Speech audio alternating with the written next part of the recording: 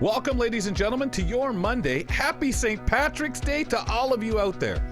On today's show, do you belong just because you fit in? A thought-provoking question that we're going to be exploring shortly with psychotherapist Fern Lulham.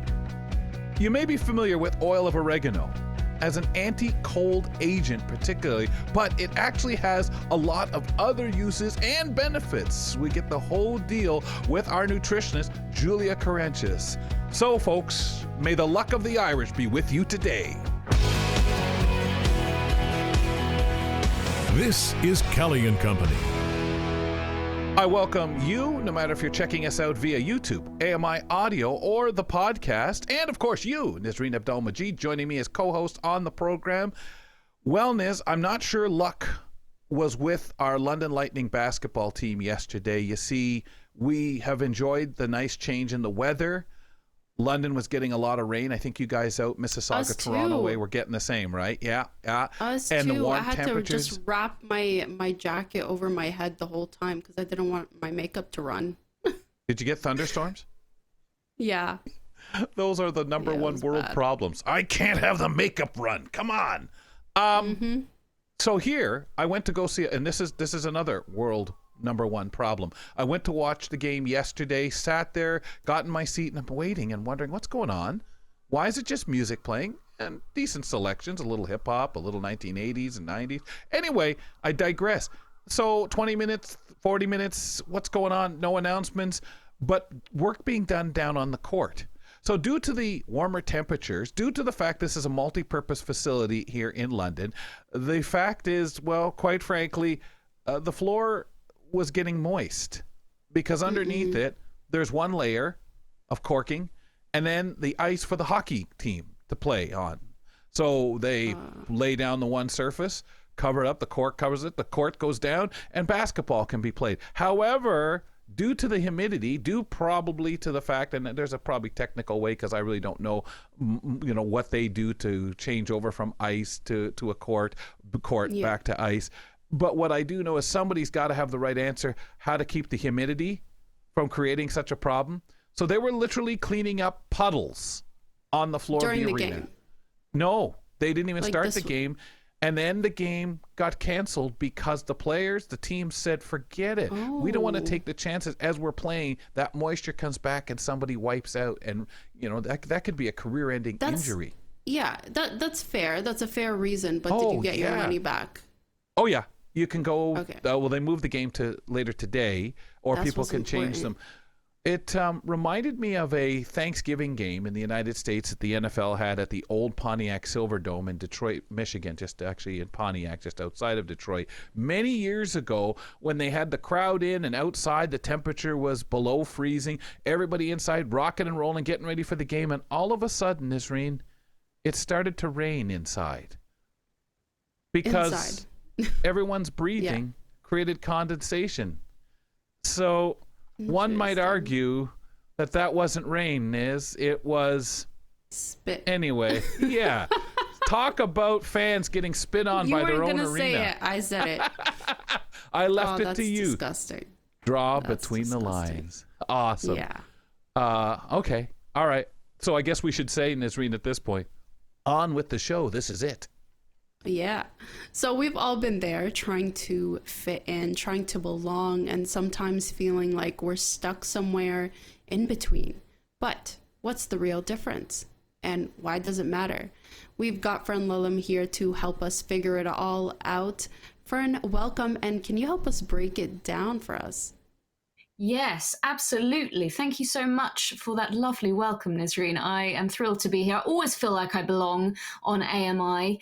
And basically, the big difference here between fitting in and belonging, so many of us go through our lives thinking they're the same thing, but they're actually not. So the major difference is that fitting in is changing yourself in some way in order to be accepted.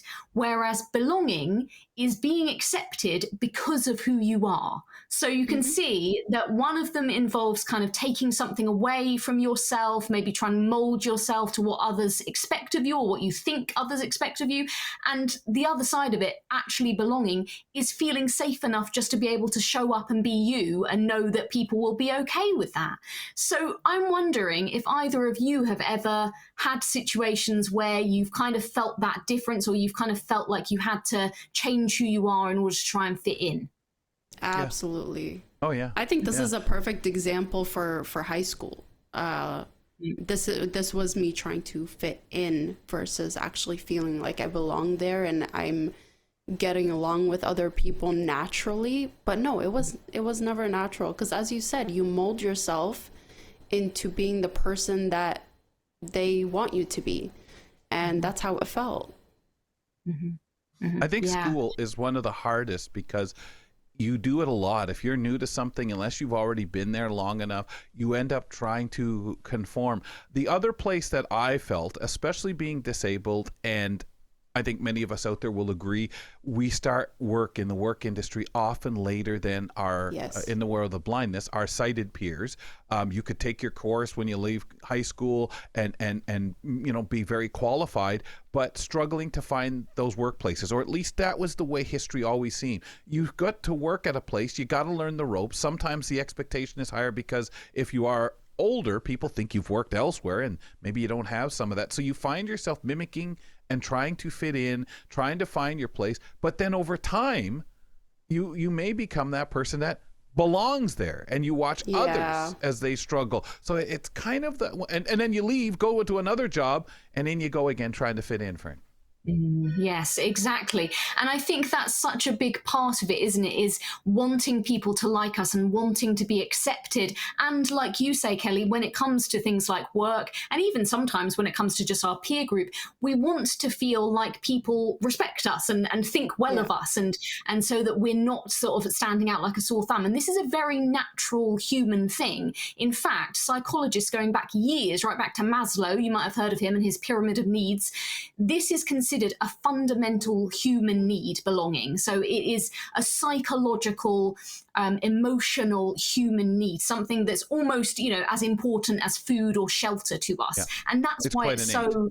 Yeah, absolutely. And that's why it's so important to us, and it's such a natural thing to do. And actually what has been found is that when we feel excluded or when we don't feel like we belong, it actually triggers the same kind of pain that we would feel if we hurt ourselves. So it triggers in our brain the same response that we would have if we experienced physical pain. And so it follows then that, of course, we want to avoid that and we want to feel like we can be ourselves. But I also hear in both of what you're saying that actually it takes quite a lot of bravery to be ourselves and to say, actually, I disagree with you, or actually, I like something different from you. And how do you kind of feel that you know yourself in that way? You know, what do you think as you've gone through your life and as you've had these experiences and you've started to feel, like you said, Kelly, that you start to belong a little bit more? What is it that makes you feel like, actually, I can be myself and I know who I am and I know who I'm not? Do you sort of see that difference, and what has made you realize that, and what's made you feel that you can step into who you are more?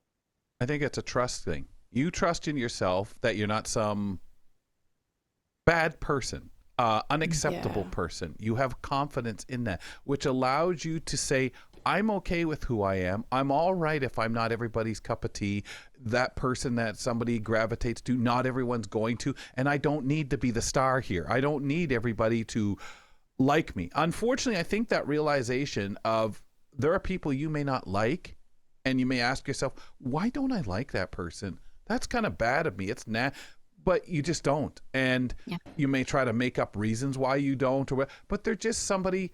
To me, it's like a food. You know, if you don't like a food, you just accept, oh, I don't like that. You know, the food didn't do anything to you, but you accept that I don't care for that. And sometimes that's the way it is with people. The best thing, though, is, okay, I'm not going to make up some reason like there's some bad person because I don't like them. I'm not going to beat myself up because I don't care too much for them. I don't hate them.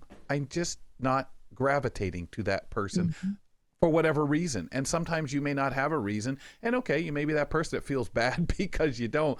But I think part of that is also that acceptance. Those are the lessons we learn to say, and not everybody's going to like me. Not everybody is I'm going to fit in with, and that's okay. But it's what we do with that always. Sorry, Niz, go ahead. No, I totally agree with every single word. I was going to say the same thing, that trusting yourself, and it takes time. It's a whole process, and it's okay that it takes time. It's okay to find yourself and feel confident and build yourself into the person that you really are, and accepting who you are and loving yourself, because that's the end goal. When you love yourself, that's when you feel like you belong. In every situation, I had a lesson like this taught to me in school. When I was at broadcast school, I had a classmate, and I'm sure he wouldn't actually mind me telling this story because of what he said to me. And we didn't get along. I couldn't figure out what. He liked to jab and make fun of me. I was somebody he just thought was a joke to him. He was an unpleasant person in a lot of ways, unhappy with his world. And I asked him one day, so buddy, what did I ever do to you? And he turned to me and said, you've done nothing. Nothing at all. I just don't like you. That's just who I am. What? And it was one of the most wonderful things ever said to me. Yeah, that's amazing. It let me know, Fern, it wasn't my fault. It wasn't. I'm who I am. I can't change. It was his problem, and he informed me. Basically, why would you worry about it? I'm the jerk who doesn't like you. What do you care? Yes. I love that perspective. That's wonderful.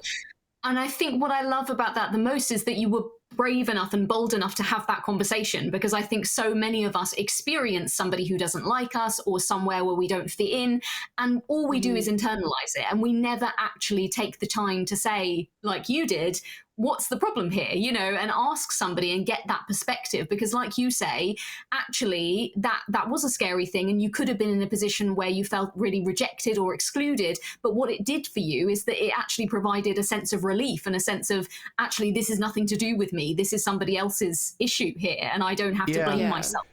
It plays into, Fern, when we've talked about the whole business of it's not everything has to do with you. And I had to realize that there was nothing I could do. I mean, it avoided us having a fist fight, that's for sure. There was a couple of incidents where it came close, and because we were told, anything go on further, you guys are out. Oh, I paid too much to be out. But I digress. It really helped me a lot. And I will always give credit to the situation dealing with, because it was pretty miserable. And again, the default for most of us is to say, what did I ever do wrong to this person? Yeah, and you start to overthink the situation. You start to blame yourself. And no, that's amazing, the angle that you took. Because I'm really bad. Yeah, I'm really bad with confrontation. It had to be because it was just not pleasant, because my head went to, I haven't done anything to you, why do you dislike me? And the guy basically had to say, well, basically, I'm allowed to dislike you didn't do anything to me, why would you even worry about it? Oh, we're not friends, we're not going to be. Very often the complete opposite, or kind of the enemy, if you like, of belonging is this feeling of shame, is this feeling of, I don't fit in, I've done something wrong, there's something wrong with me inherently as a person. Like you say, usually just because we feel this sense of exclusion or rejection from somebody else. And it's interesting that you were talking about the world kind of revolving around us, because we actually have a part of our brain which is called the default mode network, which is all about thoughts about ourselves and thoughts about, our experience of the world and what we've done. It's all to do with us, basically, very self-centered. But what they found when they've done studies around belonging is that actually that part of your brain is improved, and it's not quite so reactive when you feel a sense of belonging. So actually your sense of self is increased when you find your place.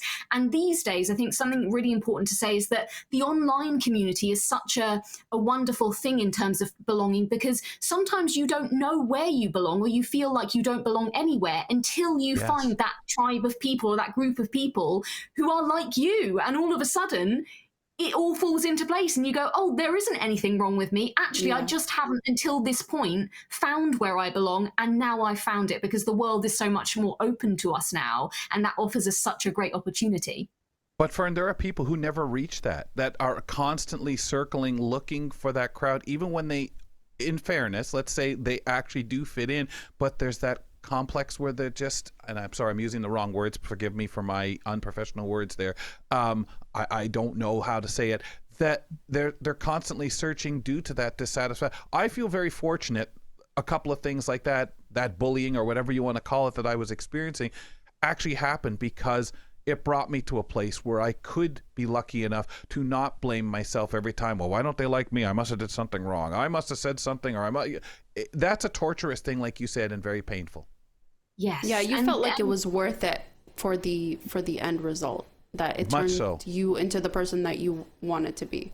So it was such a Valhalla moment, ladies. It really was. Everybody, I feel very fortunate actually that happened to me. Mm-hmm. Well, what a great way of saying this is why you should speak up, everyone. You know, as a therapist, we spend our lives saying to people, you know, speak your truth, communicate with people. And that is such a great example of where you did that and it really paid off. And I think that it's so important when it comes to belonging to trust yourself and to kind of find it in yourself to know that even in those moments where you don't feel like you belong, we're all living this human experience. All of us have been, like you said at the start, Nisreen, in a situation where we feel like we don't belong. And so just in that, it shows that there are things that we all have in common if we're just brave enough to be vulnerable and to say, sometimes actually I struggle just like everyone else. Yeah. Yeah. Great point. Thank you so much, Fern. Thank you. And thank you for always making me feel that I belong on this show. I love that. That was our psychotherapist, Fern Lulham, telling us the difference between fitting in versus belonging. Great conversation.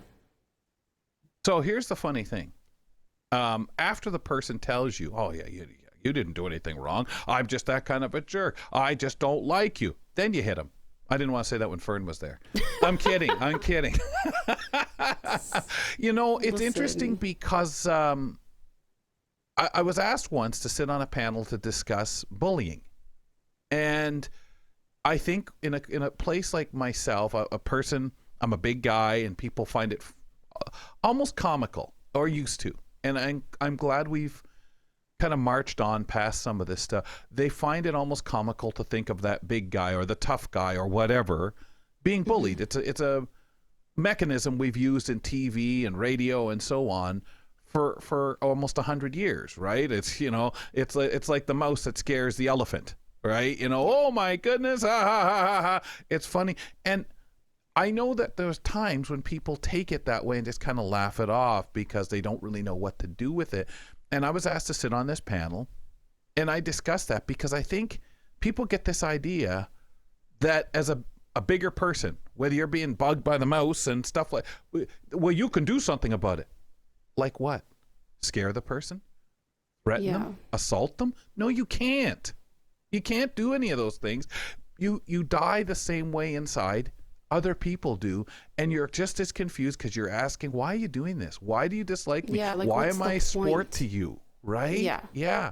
And you're left with your hands tied behind your back, trying to decide how to handle this. Do I speak up? Do I go to somebody? And when you're in school, as you know, who are you going to go to? Everybody's not going, Nisreen went and cried about so-and-so saying this about her.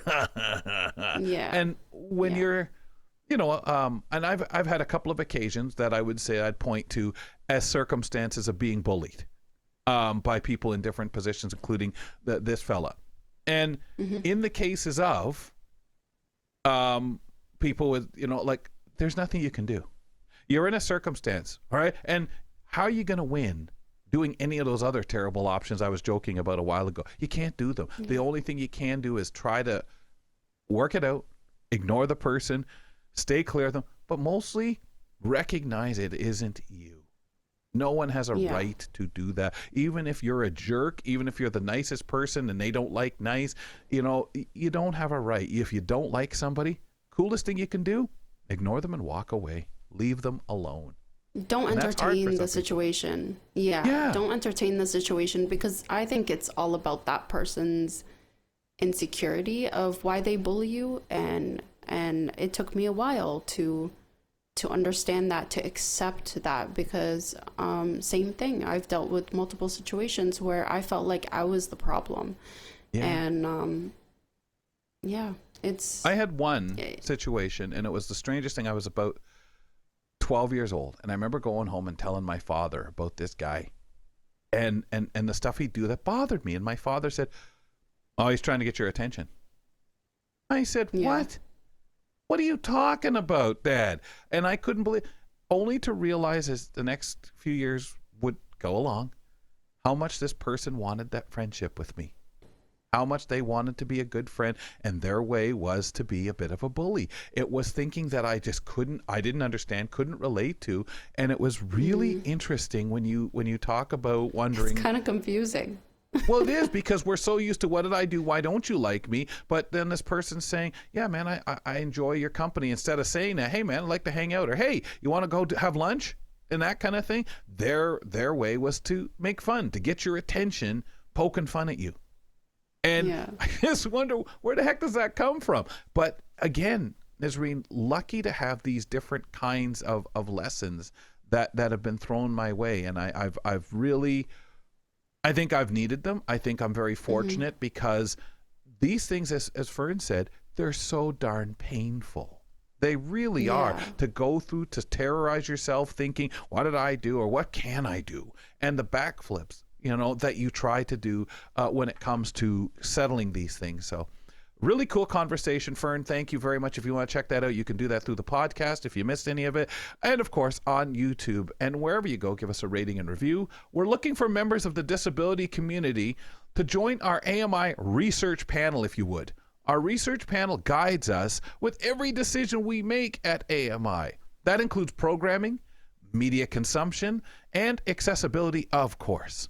Participants are compensated for all long-form studies that they may get themselves involved in. We really appreciate your time, so therefore you're compensated for it. If you'd like some more information, maybe you'd like to figure out how you can join, go to ami.ca/panel. Absolutely, the gang would love to welcome you in and get you started and have you a part of things, that's for sure. Email us at kellyco@ami.ca if you want to reach out to the program itself, talk to us, send us any messages, and of course you can call us at 1-866-509-4545. Oil of oregano is such a versatile remedy. Most people will be familiar with it as an anti-cold agent, but it actually has a lot of uses and benefits, as well as being anti-cold. Let's find out a little bit as we ask our nutritionist who joins us, Julia Karantjas. We're going to ask the question, Julia, and find out why and what is it, and why is it so effective for getting over a cold, when I used to get told vitamin C, vitamin C, vitamin C. Vitamin C is important. It's a good one. Vitamin C, though, you can take every day. You can take extra when you're sick, but you can't take it every day. Oil of oregano is a temporary remedy. You don't take oil of oregano every day. We take it when we're sick or when there's a condition to be remedied. And in addition to, taking it when you have a cold or a flu or when you have some sort of bacteria infection, it's also good for a lot of other things, which is really interesting. It's antifungal, it's antiparasitic, it's anti-yeast, and so it can help with skin conditions, it can help with inflammatory conditions, it can help with fungal infections.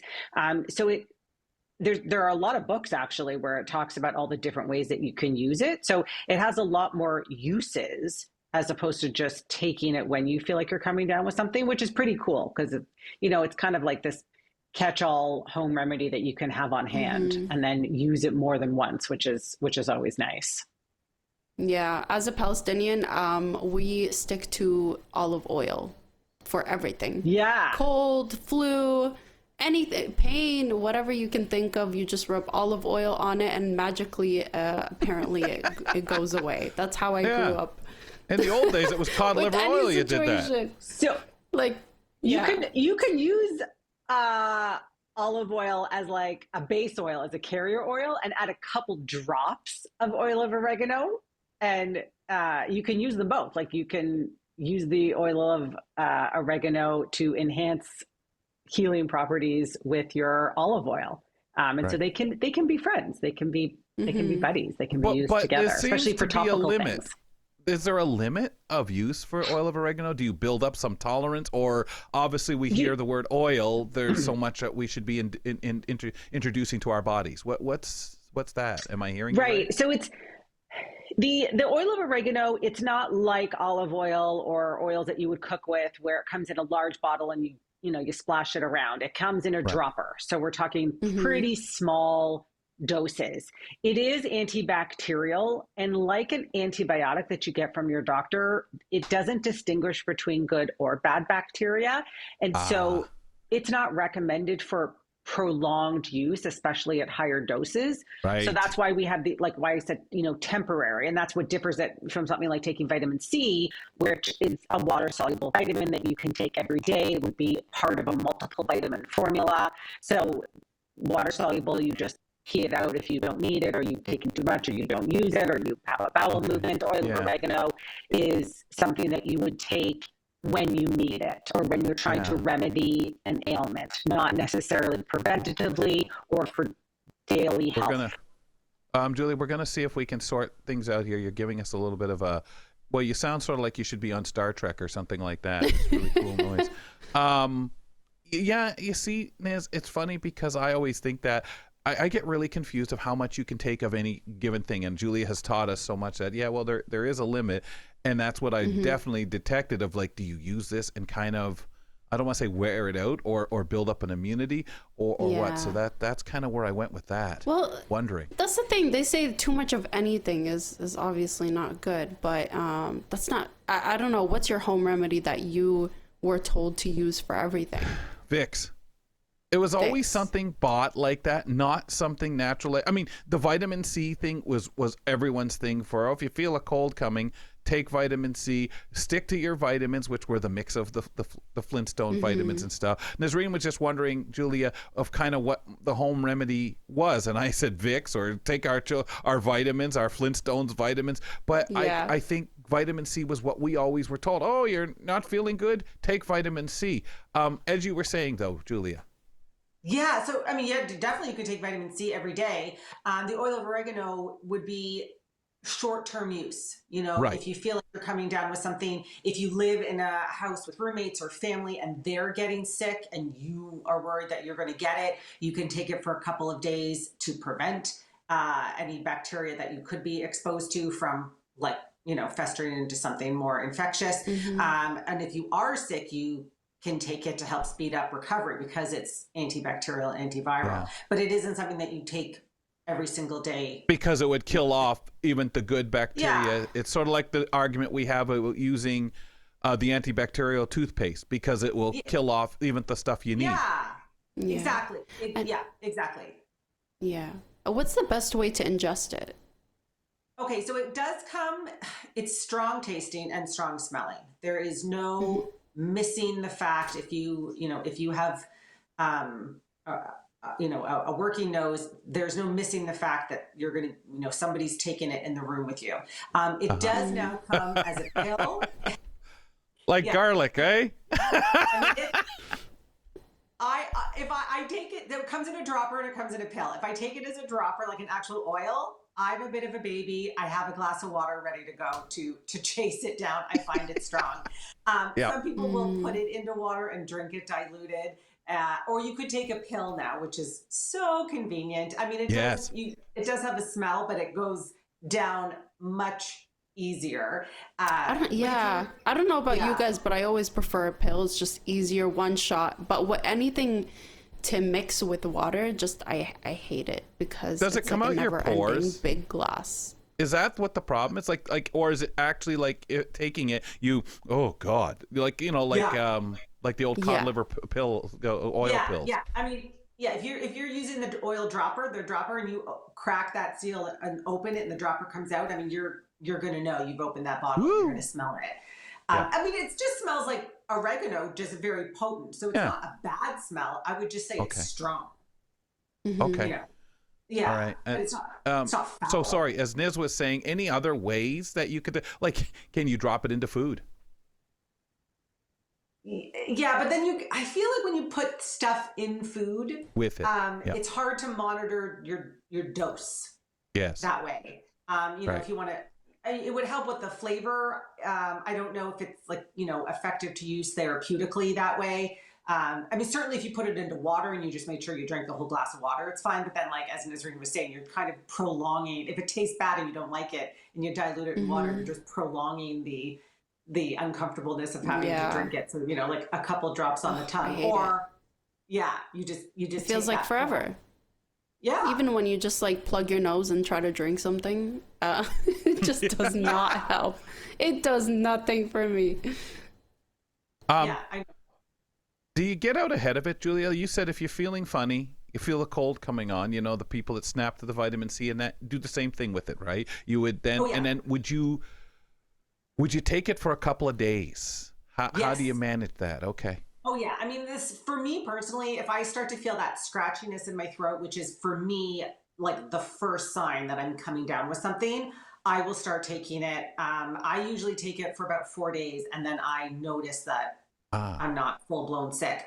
And so that's my telltale sign. I think, sometimes other people might start with a stuffy nose, or they might start with a headache.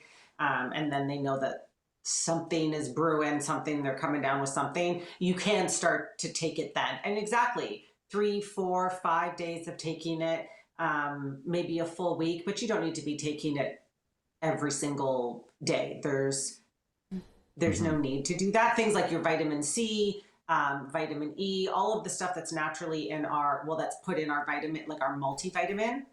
Those are the things that you can take every day. The stuff that is in our food.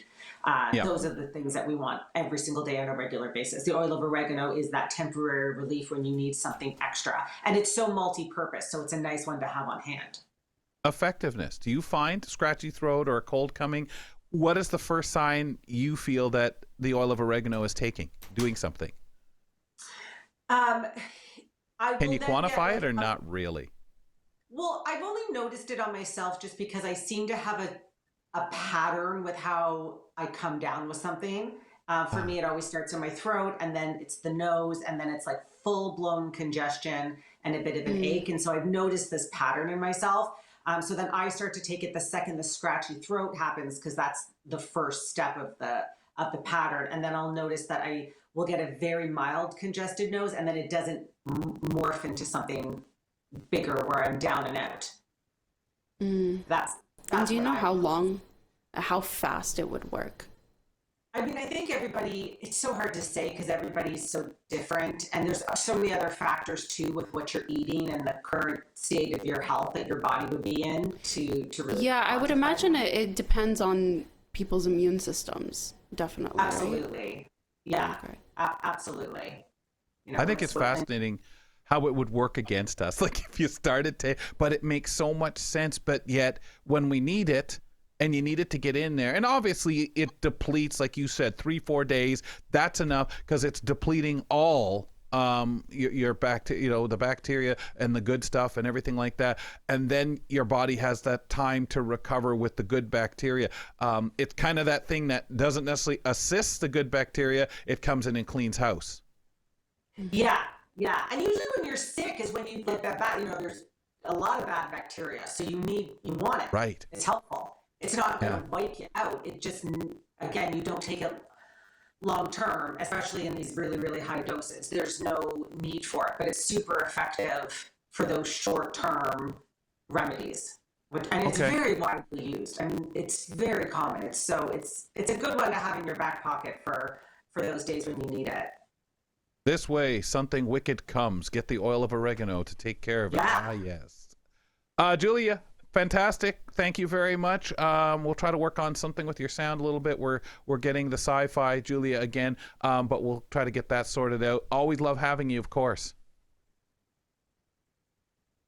No matter how she sounds, right? Like even when that sci-fi sound is there, we still love having her on the show. Yeah. So you were asking me about it. More. I know. It's just like total. I waited for the lightsaber to come out. Yeah. Julia to start. What else did your family have as those remedies? Was there certain ones for certain things? Like where they said, oh, you've got a cold, you need, or you got the sore throat, you need? It's more, honestly, I would stick to olive oil for everything. I mean, it sounds ridiculous. It sounds ridiculous, but it works for you. Yeah, so like if you have back pain, you would rub olive oil all over. Yep. If you some people like that with coconut, I think, right? Coconut things. I don't know how much is for smell or the belief, and how much is in your head that it's going to work. Exactly. You don't know if it's actually in your head or not, but for some of us, it actually works, you know, or maybe our bodies got used to it. So that's kind of like what Julia said when you asked about how do you kind of know, right? Like if we're discussing, you know, at the point of, well, when the heck do you know it actually is working, or how much is just you, because you can't say, well, if I didn't take it, it you know, it would have taken longer, or by taking is it actually making a difference, or is it yeah. And I guess if you take it and you instantly feel, oh, my throat's better, but I know there's so much of how, if you feel better, if you know you're not feeling the best, or oh my gosh, everybody I was around yesterday had a cold, oh, today I feel kind of run down, like I'm coming down with something. You can convince yourself and get into your oil of oregano or your olive oil or vitamin C, whatever, and your body just starts blitzing it. But that's very interesting, because I know when I was talking to Jacob earlier today on AMI Today, I thought too you could just add it to food, because I think, oh, oregano, and that's where our heads went instead of understanding it. Nils, we got a few things to talk about. We're going to bring Marc Aflalo on shortly to talk about where has Marc been, since we always like to ask that of JJ. But first thing I want to get into is the Rock and Roll Hall of Fame. A little while ago, they announced 14 nominees for its 2025 Hall of Fame class, including first-time nominee Chubby Checker, after decades of him lobbying for himself, right? Like, what a better way to get in? If nobody's going to toot your horn for you, you best do it yourself, Niz. Who else do we have here? Mariah Carey, Pop. Oh, the Soundgarden. Yes, of course, I know. Soundgarden, Metal. These remarkable nominees have each created their own musical style and attitude, impacting generations of music lovers and contributing to the evolving sounds and continued growth of rock and roll. John Sykes said this, chairman of the Rock and Roll Hall of Fame Foundation. I kind of wonder that, like, you think of those groups, you think of those people, Soundgarden, for example. Yeah, I think I would say that at their time, they helped really make up a music sound for that 90s feel and changing sound with the diversity. I think so. Mariah Carey, do you put her in that same category? Oh, absolutely. Yeah. It's one of those people that really create a brand in their music. So I would say that their sound really is also their identity. Would you agree? Yeah, I think so. I feel for sure for Soundgarden. I always put Mariah Carey in that voice, what she does, what she could do with her voice in that category. This guy too, though, the 83-year-old Checker. Chubby Checker, I think for sure he's in this. He's actually campaigned for inclusion by even taking out a full-page ad to try to get himself in there. He did this back in 2001. He said he wants his flowers while I'm alive, Checker wrote on the out there at that time. He said, I can't smell them when I'm dead. The Twist creator even requested a statue on a 30-foot pedestal, writing, I'd like to be alone. Thank you. I changed the business. Talk about tooting your own horn. Now, the first-time nominees, let's get into some of these. Bad Company, The Black Crowes, Checker himself, of course, Joe Cocker, Billy Idol, Outkast, Fish.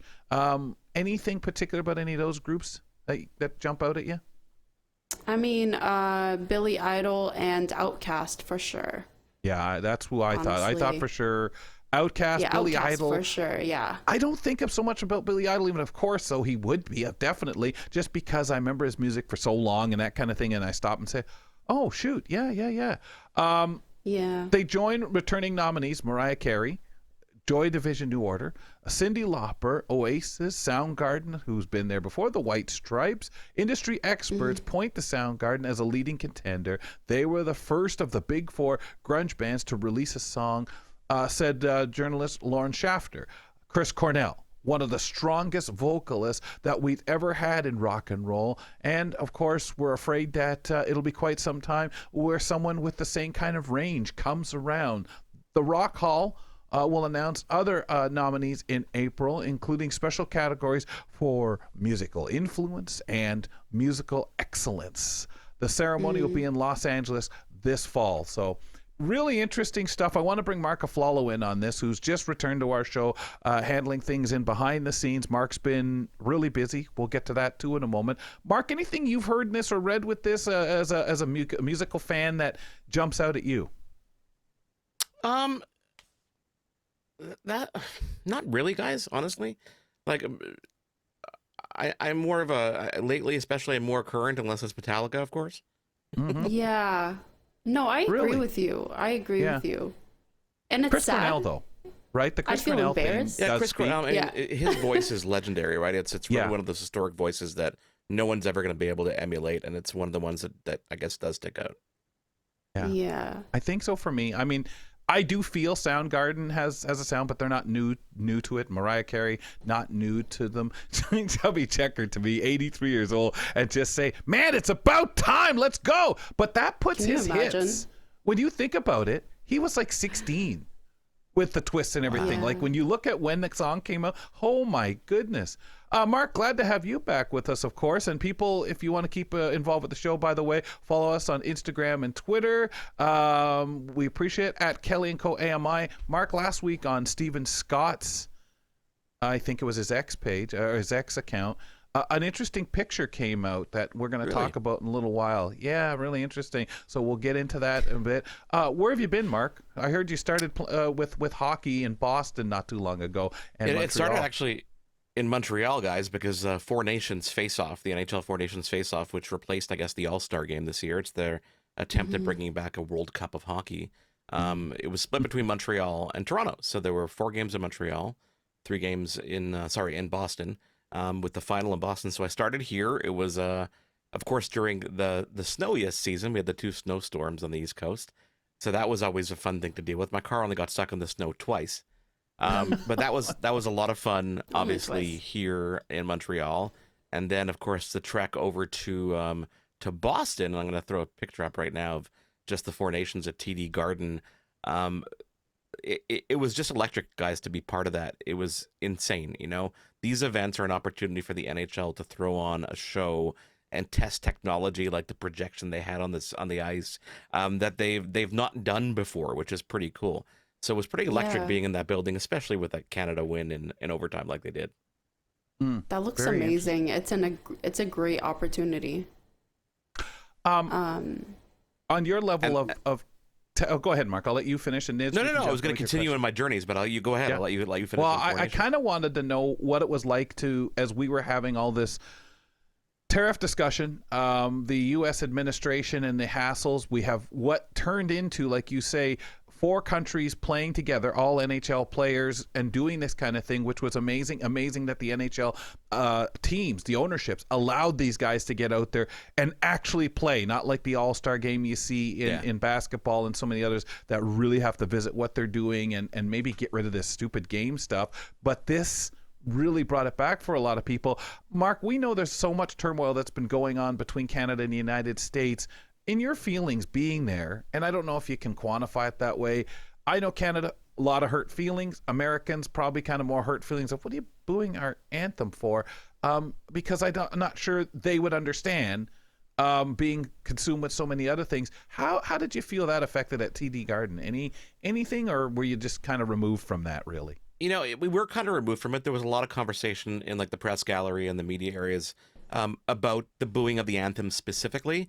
But I think it really came down to the conversation being that we all just want to get along.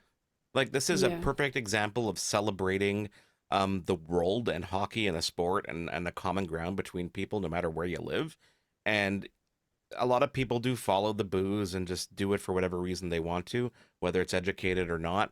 And I think that the feeling we kind of left with it was, this is what we want to just continue doing. Let us continue doing this. Why does politics have to get involved in something like this? Exactly. And that's the unfortunate part. I think that's the highlight we can all take from, is that for this specific sport or this type of thing, you feel united. That's what matters. It doesn't matter about why do politics have to be dragged into everything kind of thing. But I think it's more about entertainment rather than being educated when they were booing for the anthem. So I think it was just more about getting that attention. And, I gotta tell you guys though, the second part of my not being here with you guys was in Europe with my family. And it was funny because I'll throw a picture up here. We started in Paris, just a little picture of the Eiffel Tower. Wow. And then we moved on to London, which was obviously a fun experience as well. Every single cab I went into in London asked the question about how we feel.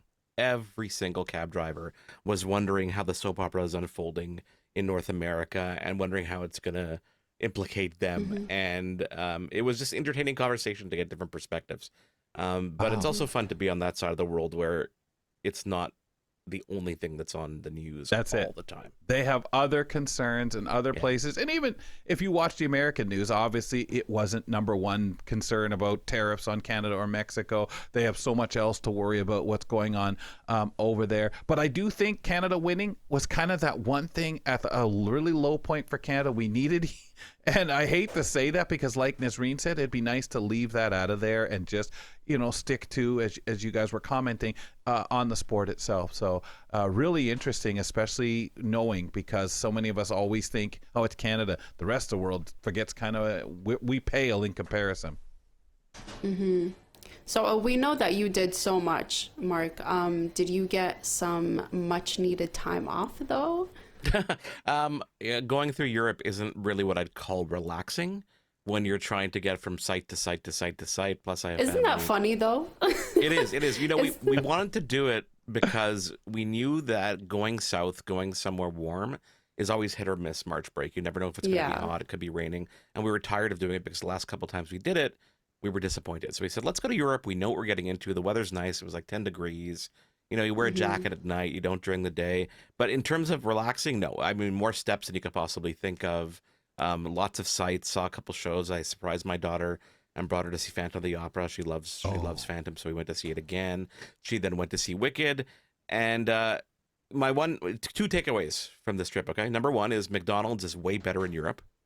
Okay. Why? Not that I'm a fan of McDonald's, but if you're gonna have to eat something fast, I've tasted I don't know why. It's the oil or something. It's actually really good. Oh, wow. Number two is you can break your tooth on a chicken McNugget and find a dentist that works 24 hours in London. Wow. And this is speaking from experience, obviously. Yep. Nice. We're just talking finding the dentist, of course, right? Yeah, that was fun, especially knowing that I was coming home and I had 48 hours before I was going to Anaheim. So I had to figure out, how am I going to do this? How am I going to see a dentist with a broken tooth sometime between getting home 2 days from now and going to Anaheim a day later? And I found one in London, 24 hours. I won't tell you what it costs. Another day in London. Hopefully I'll get it back. Yeah, I was just going to say, any idea how you broke the tooth? Was there something I blame in the chicken it, or McNugget. do you chew funny? Okay. So is that hard? Wow. You know what? I think there was something going on in the tooth as it was, and I bit it badly, and the tooth broke. It was just. Well, that's what my dentist likes to say to make me feel better. It all depends. There's a lot of pressure that goes down. You could have just hit that right spot, and then I say, "What the heck? I can't really hear the ching-ching noise coming from the front desk. It's too loud." Let's talk about your visit to Anaheim as the CSUN accessibility, CSUN for short, right? We'll just say it that way. CSUN conference was out there going on, celebrating 40 years last week. And of course, we look at all the showcasing going on for accessible technology and so much. You, Sean, and Stephen were there. We spoke to the boys last week on the show. We know that there's been so much content and will be from there continuing on Double Tap. But I have to rush right to, before we get your opinions, like we did with the boys on stuff. What about that visit you had with Mr. Stevey Wonder that, you stopped in? Oh, yes. Graced him with your presence for a few minutes? Well, so every year at CSUN, at least for the past couple of years, Stevey Wonder shows up. He lives in the area, so he shows up, and everybody's kind of on Stevie watch. I went into this going, I need to get Stephen Scott to meet Stevey Wonder. Whether it was just a picture, whether it was an interview, whatever it was. And it was on Thursday afternoon. I got two texts. One text saying he's in the building, another one saying he's in the hall. So we started stalking. While we were recording all these interviews, going around from exhibit to exhibit, I'll throw a picture up here now of Sean on the left, Stevey Wonder, Steven, and of course myself. We caught him down one of the alleys and got a quick picture with him. But that wasn't the end of it, because later on that night, they had a big celebration of the anniversary of Jaws, the screen reader. And Stevie has a good connection with a lot of the guys over at Freedom Scientific and Vespero for Jaws. And Stevie was there. He was sitting at the table. And I won't tell you what happened. I won't tell you how it happened. But Steven got to sit down and have a good intimate conversation with Stevey Wonder, which you'll find out about on Double Tap this week. I was just going to say, are we getting that chance to hear it?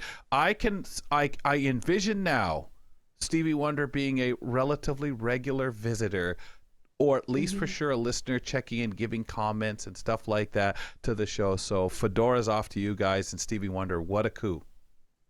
Yeah, he was a gentleman and a scholar.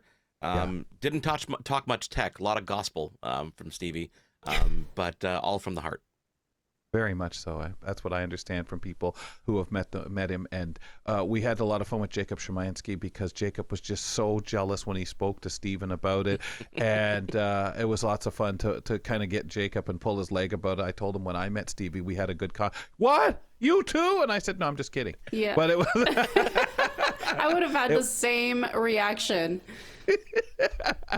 Am I the only one that's left? Yeah, if I'm the only one who hasn't met Stevey Wonder. Mark, tell us what you saw that you liked, since you were all around and we got kind of feedback from the boys. It's hard to not pay attention to Glide from Glidance. I mean, it reminds you of that old play school vacuum cleaner we used to have as kids, with the little bubbles in the front that pop up. But the lawnmower too. That's what I think about the lawnmower. Right. Yeah. So that was, I mean, obviously a highlight. And seeing some of just the mainstream companies like the Amazons, the Googles, the Sony of the world, who are there really just paying attention to the accessibility side of things. Like kind of like the opposite as we're used to in the mainstream, where they go out and they highlight accessibility here and there. This is all they're talking about. You know, Procter & Gamble talking about a new raised embossing system they're putting on their packaging to help people understand what the use is for that kind of stuff.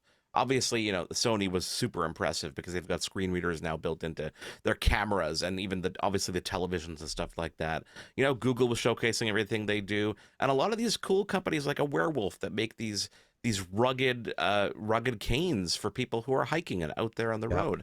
And then keyboards of all shapes and sizes. Stephen couldn't stop talking to people who make keyboards, whether they're Braille keyboards or just other specialized keyboards.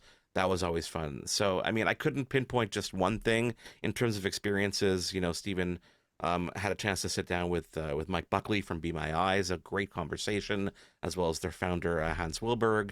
Jenny Le Fleury from Microsoft had an intimate conversation with Stephen as well that we'll see over the coming months. And some other kind of little things I can't even talk about right now that, again, you'll find out as we come. But it was a cool time. It didn't feel like a conference because I got to meet people like Michael Babcock, who I've never met in person. You know, these are people that, you know, a lot of, as Stephen says, it's like family.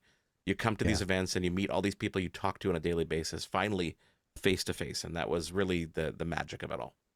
Tremendous.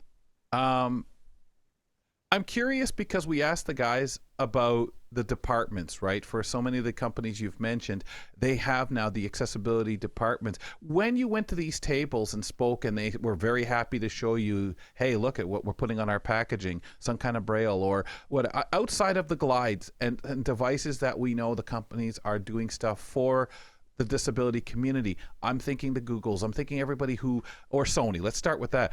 To look at the camera with the screen reading abilities, is that a part of the same table? Is it a different table? Is it mixed in with all of the other things they're demonstrating and that kind of thing, Mark, on their schedule of demonstrations pops up? How do they do this? Because we know there's departments, definitely for accessibility, but is it melted right into their same table?